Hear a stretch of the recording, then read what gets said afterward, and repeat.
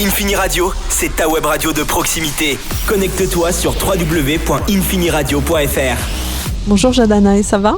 Salut, ça va et toi ? Tu vas bien ? Super. Ouais. Donc on est là, au Racam. Tu es la marraine de la finale de la 11e édition du tremplin musical. Toi, qui avais déjà été finaliste, c'était pour la 8e ? Oui, c'est ça, il y a 3 ans. Ouais. Je crois, Et du coup, est-ce que ça te tenait à cœur quand on te l'a proposé ? Est-ce que tu as sauté de joie ? Bah grave, j'étais honorée qu'on me propose ça. C'est la première fois qu'on me demande un truc pareil, donc j'étais trop contente. Et puis en plus, cet endroit, j'étais là au début, il y a 3 ans. Donc c'était symbolique de revenir ici en tant que marraine pour soutenir les nouveaux artistes qui participent, quoi. Et ouais, justement, les 3 finalistes, donc tu es leur marraine un peu quand même. Est-ce que tu as des conseils ? Est-ce que tu as des petits tips à leur donner ? Quelque chose, toi qui as vécu la même chose et qui était à leur place ? Ouais, ça va être toujours la base en vrai de ce qu'on répète à chaque fois, mais c'est de bien s'entourer, de croire en son projet, même si les autres n'y croient pas ou que on vit des refus ou des périodes de doute, etc. C'est de toujours revenir à la source, de se reconnecter à soi et de continuer à faire de la musique avec passion et avec enthousiasme. Et en faisant ça, je crois qu'on attire les personnes qui sont faites pour travailler avec nous et avancer correctement, quoi. Toi, justement, depuis, tu as rencontré justement les bonnes personnes qui t'entourent ? Grave, je suis hyper reconnaissante d'avoir rencontré mon producteur, du coup.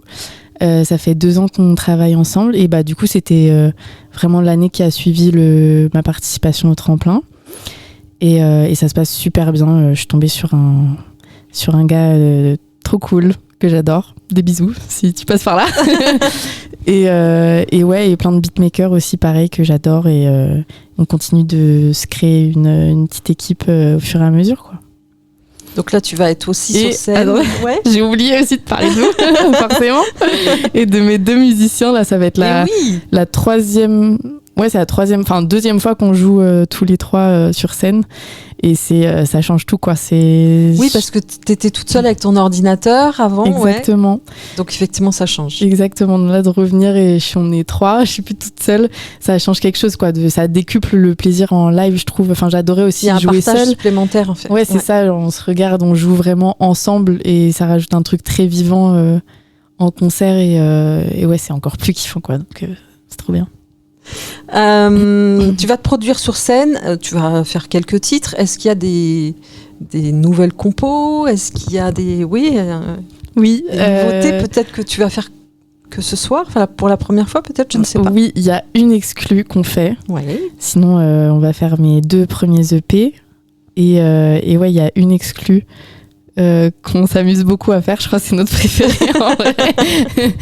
Et ouais, c'est une chanson d'ailleurs que j'ai créée vu que cette année j'ai commencé à composer en live sur TikTok. C'est une des chansons que du coup j'ai composée en live sur TikTok et qu'on fait, du coup elle s'appelle Emoji. Je sais pas quand est-ce qu'elle sortira encore, mais voilà, on la jouera ce soir en tout cas. Donc tu fais ça en live sur TikTok. C'est marrant.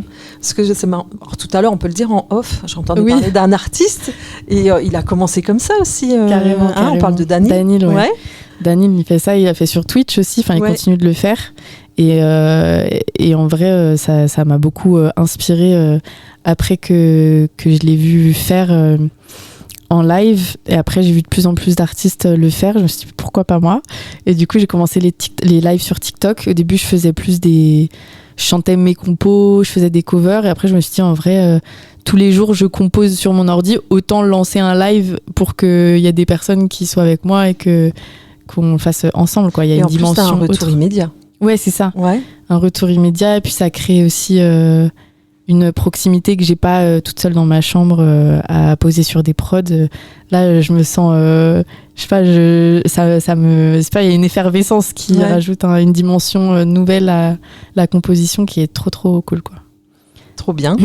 Est-ce que tu as des dates, des concerts qui vont arriver bientôt ou est-ce que tu te prépares déjà pour les festivals de l'été prochain ? Pour l'instant, non. Mais il y a des projets qui arrivent très bientôt. Là, tu avais fait 2 EP. 2 Il EP. y en a un 3e ou un album peut-être. Et pas tout de suite, album, j'en suis pas là. J'espère, je touche du bois. On te le souhaite. Mais peut-être 3e EP. Ok. Et prochain single très bientôt. Quelle est la chanson que tu écoutes le plus en ce moment d'un autre artiste? Je sais que j'écoute beaucoup en ce moment. Alors moi, j'adore écouter des projets en boucle quand j'en aime un. Et j'écoutais beaucoup Naika. Enfin là, elle va sortir son prochain album. Donc les dernières chansons de Naika, j'aime beaucoup Bloom, par exemple. Et un projet de Odile aussi. Les derniers projets The Fall That Saved Us. J'ai adoré. Et Olivia Dean aussi. Et sinon, non, j'adore. J'écoute en boucle, si je sais laquelle j'écoute en boucle, en fait, c'est bon. C'est Ino Casablanca, que je me suis pris une claque avec son dernier projet, là, Extasia. Et j'écoute en boucle Flocage. J'aime trop ce qu'il fait, c'est incroyable. Ok. Je vous recommande d'écouter si vous connaissez pas. On va aller écouter tout de suite après, là. Et l'artiste que tu aurais vu sur scène, là, que tu connaissais pas forcément et que tu as découvert et qui t'a mis une claque? Que j'ai vu en live sans connaître. Sur scène, ouais. Récemment, je suis allée à la maroquinerie de AFA, A2FA. Ouais. Et je connaissais pas. On s'est rencontrés un peu par hasard. Déjà, elle, en tant qu'humaine, c'est une sucrerie. Et sur scène, vraiment, j'ai adoré. En fait, elle sait tout faire. C'est très inspiré de jazz. À la fois, elle rappe. Elle chante, elle va dans les aigus, elle avait des choristes et tout, enfin elle avait une choriste et elle est vraiment trop forte, trop forte. Donc elle, pareil, j'ai super découverte. Autre petite question, si tu pouvais voyager dans le temps, tu peux faire monter sur scène avec un artiste vivant ou pas. Oui, non mais tu remontes dans le temps. Et l'artiste de tous les temps en fait, qui te ferait kiffer d'avoir fait quelque chose avec sur scène. Ou ça peut être un groupe, pas forcément. Enfin, artiste vivant ou mort, t'as dit ça? Vraiment le truc ultime que t'aurais aimé, quoi. Bah, je pense que je dirais Adèle, hein. Parce que en vrai, c'est elle qui m'a fait commencer à chanter. Ouais. Mon premier concert, j'ai chanté Rolling in the Deep. Elle ou Amy Winehouse, c'est deux. Après, c'est pas très original comme réponse, mais en vrai, c'est des icônes que j'aime. Cool. Bon, pour Adèle, il y a encore de l'espoir. Hein? Qui sait?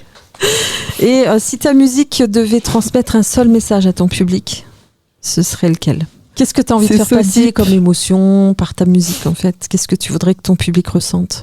De l'espoir, de l'amour. Non, bah en vrai, je rigole, mais c'est ça en vrai. Non, ouais, de ressentir un sentiment de légèreté, d'espoir, d'amour en vrai, hein, de faire sentir les gens, non, c'est pas français ma phrase.